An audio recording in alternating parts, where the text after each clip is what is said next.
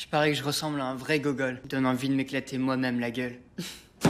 Après la bagarre entre Carl et Sammy, Carl avait l'air de provoquer des ennuis. Fiona lui a acheté une nouvelle tenue complète, et a même choisi une paire de lunettes, pour qu'il ait l'air d'un élève docile. La procédure judiciaire a commencé. Sammy a remarqué une blessure sur le corps de Shaji. Il s'est avéré que Carl avait fait venir des hommes, pour donner un coup violent à Shaji. Sammy fixa intensément Fiona. Le jugement a été rendu. Le juge a condamné Shaji à 120 jours de prison, en raison de son manque de lucidité, et a fait preuve d'une certaine pitié pendant le procès. Charles, Quoi? veux-tu dire quelque chose avant que je fixe ta peine? Oh, ok. Lorsque Carl est apparu devant le tribunal, Sale enfoiré de sa mère, je rêve ou quoi, c'est une blague?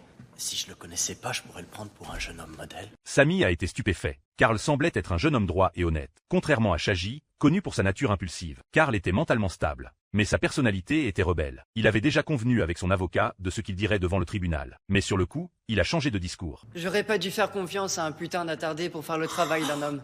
Donc la prochaine fois que je veux faire passer de la drogue, je serai moins con. Le juge lui a accordé une seconde chance, pour qu'il coopère pendant le procès, et qu'en cas de nouvelles perturbations, il serait envoyé dans un établissement pénitentiaire pour mineurs. Sammy a lancé un regard provocateur vers Carl. Carl a répondu en défiant le juge, ce qui a définitivement exaspéré le juge. Finalement, le juge a condamné Carl à 1 an de prison. Fiona s'est approchée pour interroger Carl sur la raison de cet acte impulsif sur le coup. Carl avait un visage impassible. L'établissement pénitentiaire pour mineurs était pour lui un endroit où il pouvait apprendre davantage. Le jour de l'exécution de la peine, Carl était assis à côté d'un membre d'une bande, qui le regardait avec respect. Le fil rouge est qu'après l'annonce de la peine, le visage de Carl semble changer. Tu bosses pour G-Dog?